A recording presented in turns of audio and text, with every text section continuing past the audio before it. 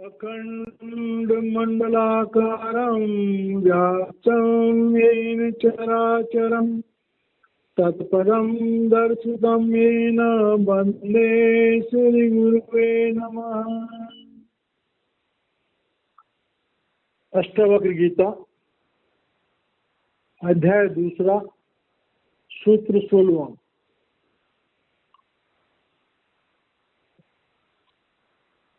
राजा जनक को आत्मज्ञान ऋषि अष्टावक्र जी के कृपा से हुआ और राजा जनक अष्टावक्र जी को अपने आत्मज्ञान की अनुभूति के बारे में बता रहे हैं कि उन्होंने उस अवस्था में क्या क्या अनुभूतियां महसूस करी। सूत्र 16 द्वैत मूलम अहो दुखम न अन्यत् तस्य अस्ति भेषजम दृश्यम एतत् मृषा सर्वमेकोऽहं चिद्रस्यो अमलः। अब राजा जनक कह रहे हैं जब हम इस संसार में जीते हैं तो हमारा शरीर, हमारी इंद्रियां, हमारा ये भौतिक संसार, यही हमारे लिए सच होता है। तो कह रहे हैं जब मैंने प्रभ्रम के देश में मेरी आत्मा गई तो वहां जाके मुझे पता लगा, जब मेरी आत्मा के ऊपर जो 3 गिलाफ थे, पिंडी शरीर, अंडी शरीर और ब्रह्मंडी शरीर, पिंडी मन, अंडी मन और ब्रह्मंडी मन, जब तीनों शरीरों और तीनों मनों के गिलाफ मेरी आत्मा के ऊपर से हट गए, तब मुझे पता लगा कि मेरा अस्तित्व एक शुद्ध चेतन आत्मा के रूप में है और मैं परमात्मा के अंश हूं। और क्योंकि मैं ब्रह्म से नीचे के देशों में आत्मा प्रभु के उस आत्मज्ञान को भूल जाती है और मन के साथ इंद्रियों में और विकारों में लिप्त हो जाती है, तो तरह तरह के शारीरिक, मानसिक आदि दुख जो हैं वो पैदा होते हैं। मन उनको जाहिरा तौर से भोगता है, लेकिन जरूरी बात है कि आत्मा जो है वो भी तो मन इंद्रियों के साथ में जुड़ी हुई है, उसी को जीव कहते हैं। तो वो ये कंफर्म कर रहे हैं कि संसार में समस्त दुखों का जो मूल कारण है वो है कि जीव जब अपनी आत्म चेतना को, आत्म ज्ञान को भूल जाता है तो वो दुखों के संसार में डूब जाता है। और कह रहे हैं कि न अन्यत तस्य अस्ति भेषजम, और उस द्वैत का, उस द्वैत की कोई दवाई नहीं है, कोई औषधि नहीं है। सिर्फ एक औषधि है कि हमारी आत्मा मन इंद्रियों से परे उस निरोल चेतन आत्मा में जब हम स्थित होते हैं तभी हमारे जो द्वैत के दुख हैं वो दूर होते हैं। और दृश्यम एतत् मृषा, और कह रहे हैं ये जो दृष्टि गोचर जगत है तो तीनों लोग जो हैं, जब आत्मा प्रथम के देश से इन नीचे के लोकों में देखती है, दृष्टि डालती है, उसे पता लगता है ये सब माया है, ये सब झूठ है। क्यों? क्योंकि कोई भी चीज अपने वास्तविक अस्तित्व में ज्यादा देर नहीं रहती है, परिवर्तनशील है। तो कह रहे ये झूठा जगत तब समझ में आता है, सर्वम एको अहम चिद रसो अमलः। और अगर सच्चाई है कोई इन तीनों लोकों में, तो वो ये है कि परमात्मा की वो चेतन सत्ता ब्रह्मांड के समस्त जीवों में, समस्त भूतों में जब वो चेतन सत्ता काम करती है तो वही सच्चाई है। बाकी संसार में सब मिथ्या है, सब माया है, सब धोखा है। आगे कहते हैं, बोध मात्रो अहम अज्ञानाता उपाधि कल्पितो मया एवं विमृश्यतो नित्यम निर्विकल्पे स्थित मम। अब कह रहे हैं कि बोध मात्रो अहम, मैं शुद्ध चेतन आत्मा हूं। ये बात समस्त धर्मशास्त्रों में सारे महापुरुष इसी बात का जिक्र करते हैं कि मनुष्य जीवन प्राप्त करने के बाद हमें पहला सबक जो देखना है वो ये है कि मैं शरीर नहीं, मैं मन नहीं, मैं बुद्धि नहीं, मैं इंद्रियां नहीं, मैं एक शुद्ध और चेतन आत्मा। अज्ञानात उपाधि ही कल्पितो मया। और इस चेतन शुद्ध आत्मा के साथ जब ये माया जुड़ती है तो उस माया के कारण से अनेकों नाम और रूप पैदा हुए। प्रभु का अंश आत्मा और माया, पांच भूत। तो माया और प्रभु की आत्मा जुड़ करके जीव बना, जीव से 84 लाख योनियां बनी और उनमें तरह तरह के नाम,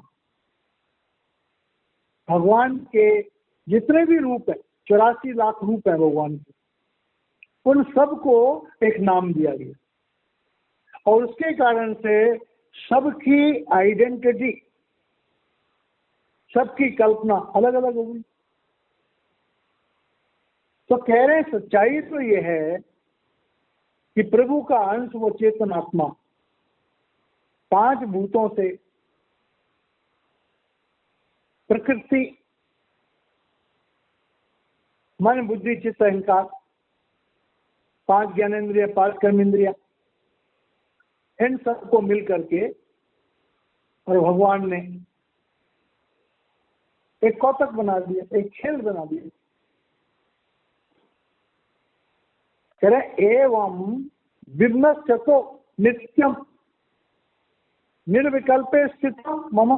अब राजा जनक कह रहे हैं कि मैं अब इस स्थिति को प्राप्त हो गया कि ये जो सत्य है कि मैं शुद्ध चेतन आत्मा हूं, ये शरीर नहीं हूं और ये संसार झूठा है, इस बात का जो विचार है अब वो नित्य हो गया है, निरंतर हो गया है। ये स्टेटमेंट राजा जनक समाधि से उतरने के बाद कह रहे हैं कि अब जो है मेरी अवस्था ऐसी हो गई है कि माया के इस झूठे आवरण को अब मेरा विवेक इसको भेद पा रहा है और निर्विकल्प स्थिति। तो कह रहे हैं कि जब मुझे आत्मज्ञान हुआ था तो मैं उस निर्विकल्प समाधि में था। निर्विकल्प समाधि का मतलब होता है जहां न संकल्प हो न विकल्प, मन माया से परे, प्रब्रह्म के देश में, क्योंकि वहां मन है ही नहीं, मन तो ब्रह्म में छूट जाता है। तो राजा जनक कह रहे हैं हे गुरुदेव, मैंने इस अवस्था का अनुभव किया, जिसे जैन धर्म में निर्विकल्प समाधि कहते हैं, केवली ज्ञान भी कहते हैं। आगे कह रहे हैं, अहो मयि स्थितम वस्तुतो न मयि स्थितम, न मे बंधो अस्ति मोक्षो वा भ्रांति शांता निराश्रया। अब जब शुद्ध चेतन आत्मा की अवस्था में राजा जनक पहुंच गए थे, अहो मयि स्थितम, तो क्या देखते हैं कि वो समस्त संसार में, क्योंकि प्रभु की चेतन सत्ता से जुड़ गए और ये सारा ब्रह्मांड जो है वो परमात्मा से जुड़ा हुआ है, वो परमात्मा की सत्ता से जुड़ गए। तो वो कहते हैं मुझे ऐसा आभास हो रहा था कि सारे ब्रह्मांड मेरे अंदर ही। ये बात सच्चाई भी है। धर्मशास्त्र में आता है, जो ब्रह्मंडे सोई पिंडे, जिन खोजा तिन पाया, पीपा प्रणवे परम, सदगुरु दिया लिखा है। सारे ब्रह्मांड हमारे अंदर ही है। इस शरीर के अंदर ही जो है सूक्ष्म लोकों में सारे ब्रह्मांड, बड़े बड़े ब्रह्मांड मौजूद है। उनकी सच्चाई है। जिन महात्माओं ने वहां जाकर के देखा उसका बयान करते हैं। तो कहने में ये हम अनुभूति हुई कि भाई ये सारे ब्रह्मांड जैसे मेरे अंदर हो, और वस्तु तो न मयि स्थितम, लेकिन इनमें से कुछ भी मेरे साथ नहीं, मतलब मैं किसी चीज से जुड़ा हुआ नहीं। तो ये प्रब्रह्म की जो अवस्था बताई जा रही है, महापुरुष इस अवस्था में दुनिया में जीते हैं। महापुरुष जब दुनिया में आते हैं तो सारे जहान का उनको दर्द होता है। मेरे दिल में तो सारे जहान का दर्द है, लेकिन जुड़े हुए वो किसी के साथ नहीं होते, अटैचमेंट उनका किसी के साथ नहीं होता। न मे बद्धो अस्ति मोक्षो। अब कह रहे हैं इस संसार में जीव जो है तो संसार की काम क्रोध लोभ अहंकार की वासनाओं से जुड़ा हुआ है, बंधा हुआ है। लेकिन वहां मैंने महसूस किया कि मैं इन बंधनों से मुक्त हूं। और यहाँ पर इंसान मोक्ष की कल्पना करता है क्योंकि वो बंधनों में होता है। तो बंधनों से छूटना मोक्ष होता है। या बंधन ही नहीं है तो वहां मोक्ष की कल्पना नहीं।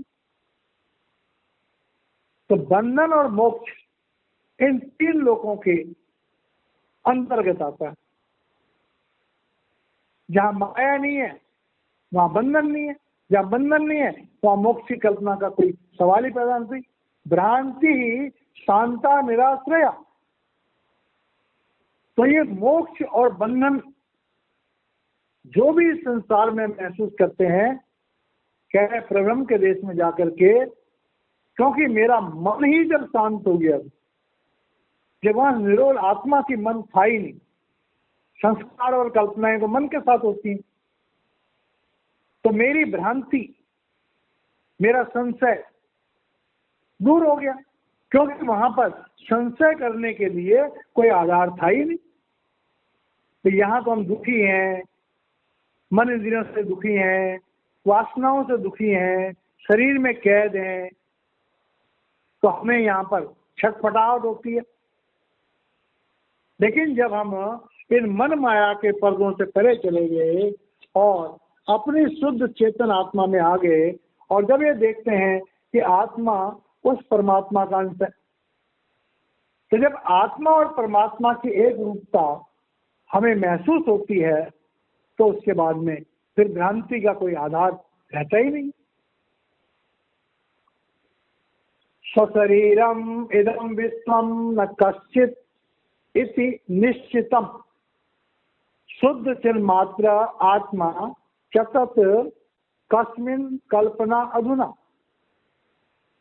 अब कह रहे हैं कि सशरीरम इदम विश्वम, कहते हैं ये जो दृष्टिगोचर संसार है, इस दृष्टिगोचर संसार में जितने भी आकार हैं, और वो आकार क्या है, 84 का क्यों नहीं है, तो इस संसार में, इस दृष्टिगोचर संसार में जो शरीर बने हैं, जो आकार बने हैं, तो इस शरीर की रचना, इन आकारों की रचना इस संसार के लिए बनी है। और न किश्चित इति निश्चितम, लेकिन ये अफसोस की बात है कि 84 लाख योनियों में, समस्त ब्रह्मांडों में कुछ भी हमेशा रहने वाला नहीं, ये सब नाशवान, ये सब बदलता रहता है। तो इस नाशवान और इस बदलते हुए संसार से क्या मोह है? ये बात जो है कब समझ में आती है कि जब हम त्रिगुणातीत होते हैं। इस संसार में रहते हुए कितना मोह है हमें इस दुनिया से, कितना प्यार है अपने शरीर से, कितना मान है हमें अपनी दुनिया का, अपने घर बार का, अपने समाज का, अपनी मान प्रतिष्ठा का। सारा जहान पागल हुआ पड़ा है, क्या पढ़ा लिखा, क्या अनपढ़, सब इस दुनिया के इस मोह जाल में बहुत बुरी तरह फंसे हुए। तो राजा जनक कह रहे हैं कि जब मैं इस माया से परे गया तो शुद्ध चिन्ह मात्र आत्मा, जब मैंने अपनी उस निर्विकार चैतन्य आत्मा के दर्शन किए, उस आत्मा में स्थित हुआ, तो कह रहे हैं फिर उस समय में इस संसार की कल्पना करने का तो कोई मतलब ही नहीं। वहां से जब हमें पता लगा कि इस संसार का, इस माया का कोई अस्तित्व ही नहीं है, क्योंकि ये माया प्रभु की चेतन सत्ता के कारण से अस्तित्व में। अगर इन ब्रह्मांडों में से प्रभु की चेतन सत्ता को अलग कर दिया जाए तो इनका कोई अस्तित्व ही नहीं है, इनकी कल्पना ही नहीं की जा सकती है। जैसे महापुरुषों के प्रवचनों में आता है कि भगवान काल निरंजन ने जब कल्पना करी थी इन सृष्टि के बनाने की, तो उस समय निराकार पार ब्रह्म से उसने इसीलिए आत्माएं मांगी, क्योंकि बिना चेतन सत्ता के 5 भूत किसी काम के नहीं। चेतन सत्ता के साथ जुड़ने के कारण से ही माया, ये 5 भूत एक्टिव होते हैं, नहीं तो डेड है। कह रहे हैं शरीरम स्वर्ग नरको बंध मोक्षो वयम तथा कल्पना मात्रम एव एतत् किम मे कार्यम चिदात्मनः।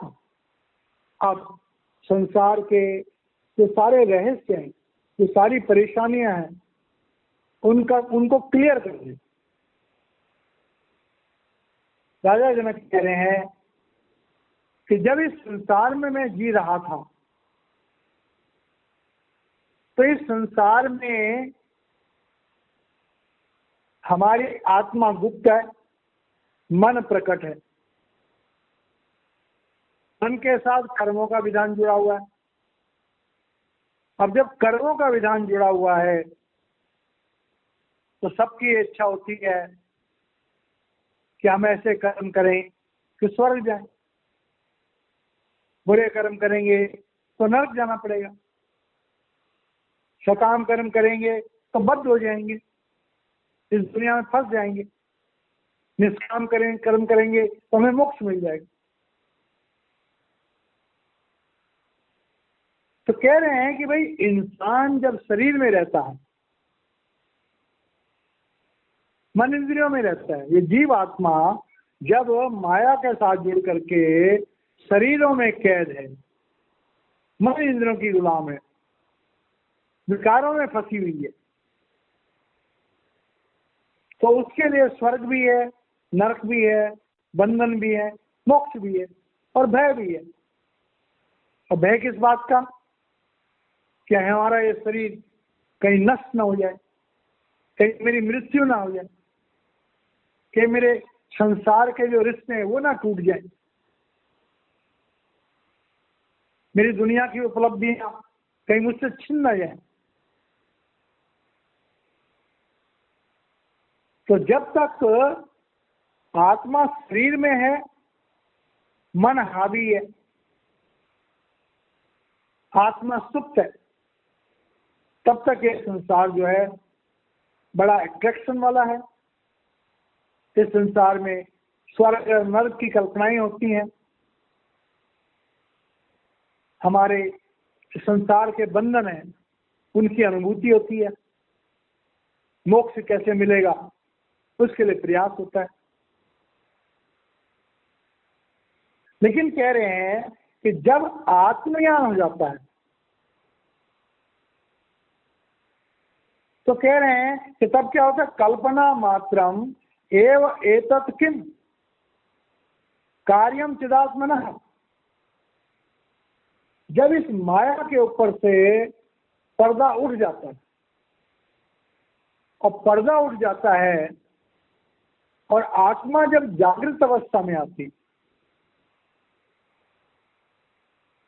और वो कब आती है कि हमारे शरीर में, आत्मा पूरे शरीर में फैली हुई, जब आत्मा हमारे मूल चक्र में होती है तो लोभ प्रबल होता है, इंद्रिय चक्र में स्थित होती है तो काम प्रबल होता है, नाभि चक्र में स्थित होती है क्रोध और स्वामित्व प्रबल होता है, हृदय चक्र पर स्थित होती है तो मोह प्रबल होता है, कंठ चक्र पर स्थित होती है तो हमारा अहंकार प्रबल होता है, और आज्ञा चक्र पर स्थित होती है तब हमारा आत्मज्ञान प्रबल होता है।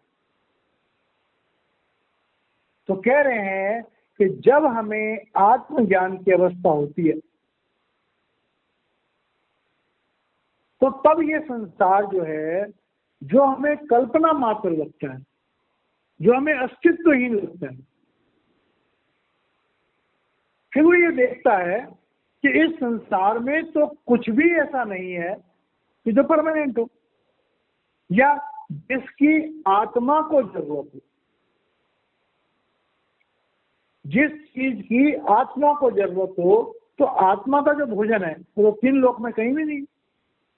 आत्मा का भोजन तो शब्द है, आत्मा का भोजन तो प्रकाश है।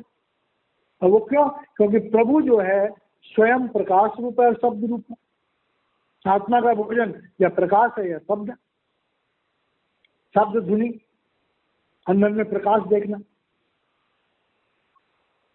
तो इस तरह से राजा जनक जो है अपने उस आत्मज्ञान की अवस्था में जो उनको अनुभूतियां हुई कि उस अवस्था में जाकर के मैंने ऐसा महसूस किया, उस अवस्था में जाकर के मैंने स्वयं को मन इंद्रियों के बंधन से मुक्त पाया, मैंने स्वयं को स्वर्ग और नरक की कल्पनाओं से मुक्त पाया, मैंने दुनिया के बंधनों से और मोक्ष की चाह से अपने आप को अलग पाया, मेरे अंदर से समस्त भय दूर हो गए थे, मुझे संसार एक